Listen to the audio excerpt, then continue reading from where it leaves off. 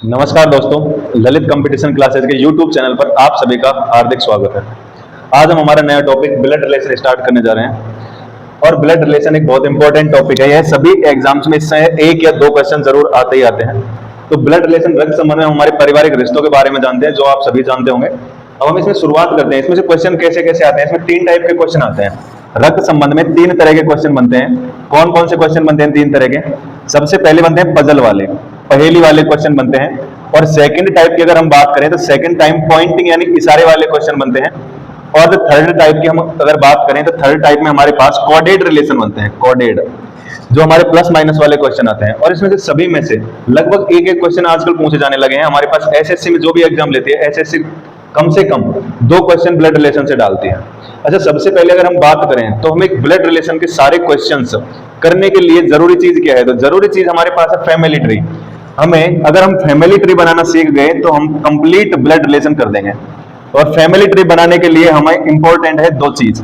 क्या क्या चीज आवश्यक है? एक तो है जेंडर, हमें लिंग का पता होना चाहिए। और दूसरी चीज है जनरेशन, जनरेशन गैप।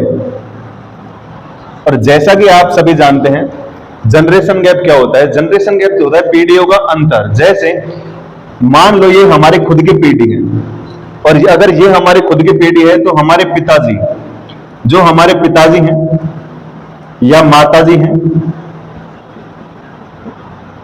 चाचा हैं, चाची हैं, मामा, मामी, बुआ और फूफा एक्सेट्रा जो भी हैं, इनके समलंब जो हमसे एक पीढ़ी ऊपर है, तो जनरेशन गैप कितना हो गया हमारा? प्लस का एक। यानी ये सभी हमसे एक पीढ़ी ऊपर हैं। यदि हम बात करें तो हमारी पीढ़ी में भी तो कुछ लोग होते होंगे। और हमारी पीढ़ी में कौन कौन है? जैसे हम खुद हैं, हमारी पत्नी है, भाई बहन और पत्नी के भाई बहन, जैसे हमारी साला साली वगैरह हैं, वो सारे के सारे किसमें आते हैं? हमारी खुद की पीढ़ी में आते हैं। यदि एक पीढ़ी ऊपर की अगर हम बात करें तो इनसे भी एक पीढ़ी ऊपर कौन होते हैं? जैसे हमसे एक पीढ़ी ऊपर है हमारे पिताजी, तो इनसे एक पीढ़ी ऊपर होते हैं इनके पिताजी, यानी हमारे दादा दादी। या अगर हम माता जी के पक्ष से देखें तो हमारे नाना और हमारी नानी, ये सभी हमसे एक पीढ़ी ऊपर होते हैं। तो हमसे एक पीढ़ी नीचे भी कुछ होते होंगे। एक पीढ़ी नीचे कौन होते हैं? हमसे एक पीढ़ी नीचे होते हैं हमारे पुत्र, पुत्री, भतीजा, भतीजी, ये सारे के सारे, या भांजा भांजी जो भी हैं। तो आप समझ रहे होंगे, पुत्र पुत्री यानी हमारे जो पुत्र पुत्री हैं, भतीजा भतीजी यानी हमारे भाई के जो पुत्र पुत्री हैं, या हमारी बहन के पुत्र पुत्री को हम क्या बोलते हैं? भांजा या भांजी। ये सभी हमसे एक पीढ़ी नीचे आते हैं।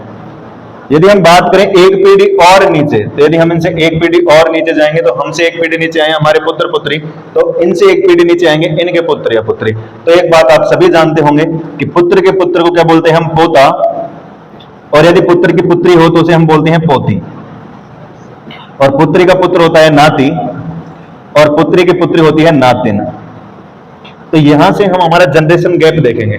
यानी एक पीढ़ी यदि हमें ऊपर जाना है तो हम एक पीढ़ी ऊपर जाने के लिए इस तरह के तीर के निशान का प्रयोग करते हैं, एक पीढ़ी नीचे जाने के लिए इस तरह के तीर का निशान का प्रयोग करते हैं, और हमारी पीढ़ी को बताने के लिए इस तरीके का हम तीर के प्रयोग करते हैं।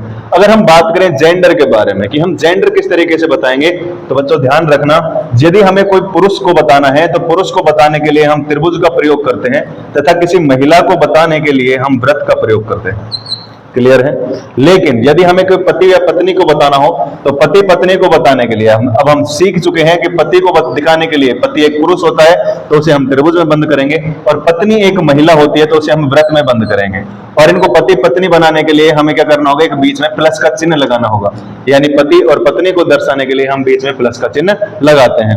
वापस देख लीजिए, सबसे पहले हमने ब्लड रिलेशन में तीन तरीके के क्वेश्चन हमें देखने हैं। सबसे पहले हम पजल टाइप के क्वेश्चन पढ़ेंगे, और इन सभी टाइप्स को पढ़ने के लिए हमें फैमिली ट्री की आवश्यकता होती है। फैमिली ट्री के लिए हमें दो चीज चाहिए, जेंडर और जनरेशन गैप।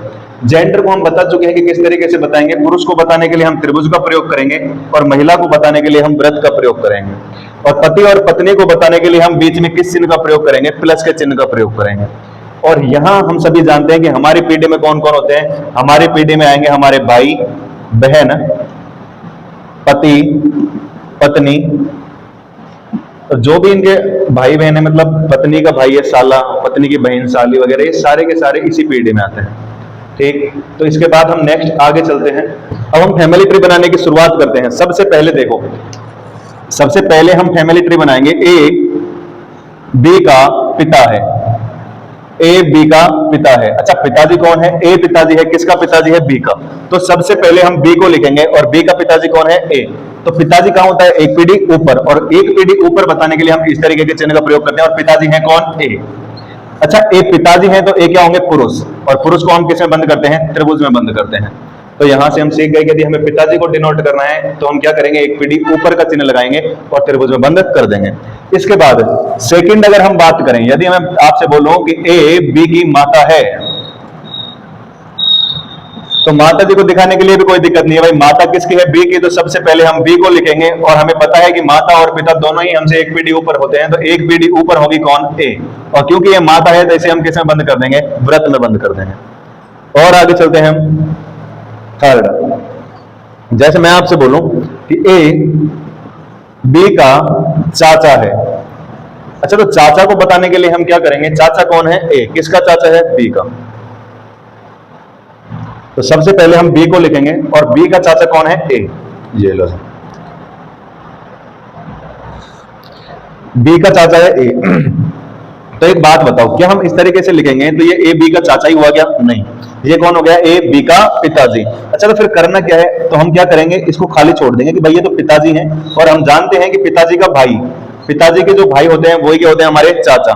तो बी का पिताजी और पिताजी के भाई को हम क्या बोलेंगे? चाचा। और चाचा है कौन? ए है। चलो जी, इसके बाद यदि नेक्स्ट में आपसे बात करूं 4 नंबर पर कि ए बी की मामी है।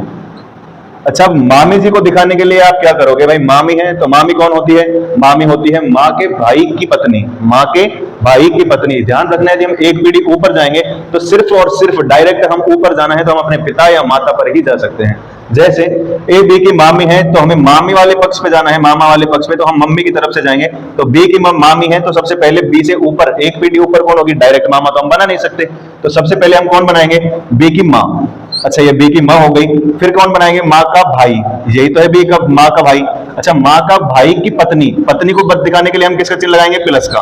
और ये हो गई पत्नी। तब आप सीख चुके हैं कि बी की माँ, माँ का भाई कौन हो गया? मामा। और मामा की पत्नी कौन हो गई? मामी। और मामी है कौन? ए।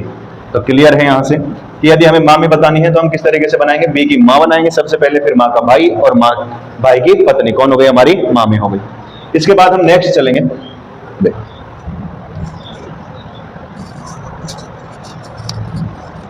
कि सी बी की पत्नी है, ई सी का बेटा है। हमें पता है कि यदि हमें फैमिली ट्री बनानी है तो हमें 2 चीज चाहिए, एक तो जेंडर का पता होना चाहिए और दूसरा हमें जनरेशन गैप चाहिए। तो सबसे पहले पहली लाइन हम पढ़ेंगे कि सी बी की पत्नी है। अच्छा, पत्नी कौन है? सी। किसकी पत्नी है? बी की। तो पहले लिखोगे किसको? बी को लिखोगे। एक बात बताओ, इसकी पत्नी कौन है? बी की। सी है। और पति पत्नी को दर्शाने के लिए किसका चिन्ह लगाएंगे? हम बीच में प्लस का चिन्ह लगाएंगे। और पत्नी अगर सी है तो इसे हम व्रत में बंद कर देंगे, तो बी क्या हो गया? पति। पति को किस में बंद करेंगे? फिर हम त्रिभुज में बंद करेंगे। क्लियर है? इसके बाद और आगे चलते हैं। ई सी का बेटा है। अच्छा जी, एक सी है, सी के एक बेटा भी है, और बेटा है तो एक पीढ़ी नीचे आएगा, और इसका बेटा है कौन? ई है। चलो जी, और बेटा है तो इसे हम किस में बंद कर देंगे? त्रिभुज में बंद करेंगे। नेक्स्ट यदि हम चलेंगे तो ए बी का भाई है। ए किसका भाई है? बी का। ये बी है, और बी के एक भाई और है, और उसका नाम क्या है? ए। चलो जी, कोई दिक्कत नहीं है। और आगे चले, ए बी का तो भाई है और भाई, और डी का पिता है। ये पिता है किसका? डी का। ए बी का तो भाई है, लेकिन ए पिताजी है, और पिताजी किसका है? ये डी का पिता है। तब पूछा क्या है कि ई का डी से क्या संबंध होगा, यानी कि ये ई क्या लगेगा? किसका? डी का। तो हम जानते हैं कि डी का पिताजी और पिताजी का पिताजी का भाई कौन हो गया? चाचा। और चाचा की पत्नी हो गई कौन? चाची। और चाची का पुत्र भी क्या लगेगा? चचेरा भाई लगेगा। क्या लगेगा? चचेरा भाई। तो इस तरीके के क्वेश्चन करने में कोई दिक्कत है क्या? इन क्वेश्चनों को हम बोलते हैं पजल टाइप। ये हमारा फर्स्ट टाइप चल रहा है ना, ध्यान रखना। सेकंड, यदि हम क्वेश्चन पर चलते हैं कि एक परिवार में प्रत्येक बच्चे के कम से कम 4 भाई हैं और कितनी बहनें हैं? 3 बहनें, तब परिवार में बच्चों की न्यूनतम संख्या कितनी होगी? अच्छा, यदि क्वेश्चन यदि हम देखें तो ऐसे तो करना मत कि भाई प्रत्येक के 4 भाई हैं और प्रत्येक के 3 बहनें और ये कम से कम है, तो सभी को जोड़ दो, 4 और 3 7 हो गए। नहीं, गलत हो जाएगा। तो करेंगे क्या? एक बार बना के देखो भाई, परिवार में कितने भाई होने चाहिए? प्रत्येक बच्चे के 4। 1 2 3 और 4, 4 तो भाई होने चाहिए, और कम से कम बहनें कितनी होनी चाहिए प्रत्येक बच्चे के? 3 बहनें होनी चाहिए। अच्छा एक बात बताओ, कम से कम इतने होने चाहिए, ज्यादा से ज्यादा तो कितने भी हो सकते हैं, लेकिन हमें बच्चों की न्यूनतम संख्या चाहिए, इसलिए हम परिवार में बच्चे भी कम से कम ही लेंगे। एक बात बताओ, यदि प्रत्येक के 4 भाई हैं, तो यदि मैं एक पर्टिकुलर लड़का उठा के देखूं तो इस लड़के की बहन तो कितनी हो गई? 3, और प्रत्येक बच्चे के बहनें कम से कम कितनी होनी चाहिए? 3 ही होनी चाहिए। चलो कोई दिक्कत नहीं है, लेकिन यदि मैं इस लड़के के भाई देखूं तो भाई कितनी रह गई? 1, 2 और 3, जबकि प्रत्येक बच्चे के भाई कितने होने चाहिए? कम से कम 4 होने चाहिए। तो एक भाई की कमी है, तो एक भाई और, ये लो भाई साहब, तो अब ये भाई कितने हो गए? 5। और अब हम प्रत्येक बच्चे के देखोगे, किसी भी एक बच्चे को उठाकर देख लो, उसके कम से कम कितने भाई होंगे? 4 भाई होंगे। अच्छा इसी तरीके से यदि हम लड़कियों में देखें तो इस बहन जी के कितनी बहनें बच गई? केवल 2। होनी कितनी चाहिए? 3 होनी चाहिए, कम से कम 3 बहन होनी चाहिए। तो एक बहन की कमी है, एक बहन और बना दो। अब प्रत्येक बच्चे के कम से कम कितने बहन हो गई? 3, और प्रत्येक बच्चे के कम से कम कितने भाई हो गए? 4। तो प्रत्येक लड़के या लड़की के कम से कम 4 भाई और 3 बहनें होनी चाहिए। ज्यादा कितने भी हो सकते हैं, कहीं तो हम ये सोचो कि भाई लड़के के तो सर 5 भाई हो गए, नहीं, कम से कम 4 होने चाहिए, 5 हो सकते हैं। हमें न्यूनतम बच्चे बताने हैं, तो अब न्यूनतम कितने हो गए परिवार में बच्चे? 5 तो भाई हो गए और 4 बहनें हो गई, तो प्रत्येक मतलब न्यूनतम बच्चे कितने हो गए? 9 हो गए। तो इन दोनों क्वेश्चनों में कोई प्रॉब्लम हो तो बताओ, आगे चलते हैं। नेक्स्ट हमारे पास क्वेश्चन है, देखो, A B C D E और एफ एक परिवार के 6 सदस्य हैं। अच्छा परिवार के 6 सदस्य कौन कौन है? A B C D E और एफ। आगे चलो, परिवार में पुरुषों की संख्या औरतों की संख्या के बराबर है। मतलब क्या है कि 6 हैं परिवार में सदस्य, तो इनमें से 3 तो पुरुष हैं और 3 क्या है? महिलाएं हैं। अच्छा जी, आगे चलोगे, ए और ई एफ के बेटे हैं। अच्छा कोई एफ है, उसके 2 बेटे हैं, कौन कौन है? एक तो ए है और एक ई है। ए भी एफ का बेटा है और ई भी एफ का बेटा है। आगे चलोगे, आगे क्या बोला हुआ है कि बी ए का पुत्र है। बी किसका पुत्र है? ए का। तो हमारे पास ये ए है और ए का एक पुत्र है, पुत्र एक पीढ़ी नीचे आता है, तो ए का पुत्र कौन है? बी। अच्छा जी, बी ए का पुत्र है ना, तो बी भी पुत्र हो गया, ये लो। अब हमारे पास परिवार के 3 पुरुष मौजूद हो गए के पूरे के पूरे? अच्छा जी, यदि 3 पुरुष है तो बाकी बचे हुए क्या होंगे? महिलाएं। मतलब एफ क्या है? एक महिला है। अरे हाँ या ना। एक बात और हमें पता है कि डी के 2 बच्चे हैं और डी के एक तो है लड़का और एक क्या है? लड़की है। अच्छा जी, अब इसका मतलब क्या है? डी को भी कहीं सेटल करना पड़ेगा। किसके साथ सेटल करोगे? यदि एफ के साथ तो हम सेटल कर नहीं सकते, क्यों? क्योंकि ये पहले से ही महिला है और हमें ये भी पता है कि डी भी एक महिला है, क्योंकि ये 2 बच्चों की मां है और वैसे भी हमारे पास महिलाएं बची हैं। तो डी की शादी हम एफ के साथ कर सकते हैं क्या? नहीं, 2 महिलाओं की शादी थोड़ी होती है। अच्छा यदि आगे चलें और हम बी के साथ डी की शादी करवा दें, तो बी के तो वही 2 बच्चे होने हैं, एक लड़का होगा और एक लड़की। तो परिवार में 2 सदस्य कितने हो जाएंगे? एक लड़की और एक लड़का यदि हो गया, तो परिवार में 1 2 3 4 5 6 और 7, जबकि परिवार में सदस्य कितने होने चाहिए? 6 होने चाहिए। मतलब डी की शादी हम बी से करा सकते हैं क्या? नहीं। तो इसके बाद अब हम डी को उठा के वापस लेके चलेंगे ई के पास, लेकिन यदि ई के साथ भी हम शादी करा दें तो फिर वही प्रॉब्लम आ जाता है कि परिवार में बच्चे कितने हो जाएंगे? 7 हो जाएंगे। अच्छा तो फिर करेंगे क्या? हम डी की शादी ई से भी नहीं करेंगे और किसके साथ कर देंगे? बच कौन गया? ए। यदि हम ए के साथ शादी करेंगे किसकी? डी की, तो डी के 2 ही बच्चे होने चाहिए। अगर ये दोनों पति पत्नी है तो दोनों के 2 बच्चे हैं, एक तो लड़का पहले से ही है, एक लड़की और होनी चाहिए, ये लो जी। अब देखो परिवार में 6 सदस्य थे, ए बी, बच कौन गया? सी। तो ये लड़की कौन है? सी है भाई साहब, ये लो। अब पूछा क्या है कि तब सी ए से किस प्रकार संबंधित है। ये हमारा फैमिली डायग्राम कंप्लीट हो गया और हमसे ये पूछा है कि सी ए से किस प्रकार संबंधित है। मतलब सी क्या लगती है किसकी? ए की। तो ए की पत्नी, पत्नी की पुत्री इसकी खुद की पुत्री होगी क्या? तो आंसर क्या हो गया हमारा? पुत्री हो गया, ये लो जी। तो यहां तक कोई समस्या है क्या? आज हमने पजल टाइप के क्वेश्चन पढ़े हैं, कल कुछ क्वेश्चंस और करेंगे रेलवे के। अभी मैं एक क्वेश्चन और लिखता हूं और वो क्वेश्चन के उस क्वेश्चन का आंसर तुम्हें कमेंट बॉक्स में देना है।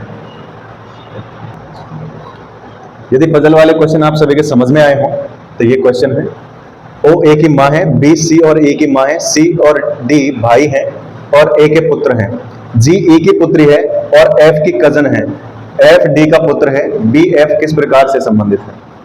इस क्वेश्चन का आंसर आप सभी को कमेंट बॉक्स में देना है। यदि आपको वीडियो अच्छी लगी हो तो वीडियो को लाइक करें और कमेंट करें और हमारे चैनल को सब्सक्राइब करें और ज्यादा से ज्यादा शेयर करें ताकि बच्चे हमसे जुड़ सकें।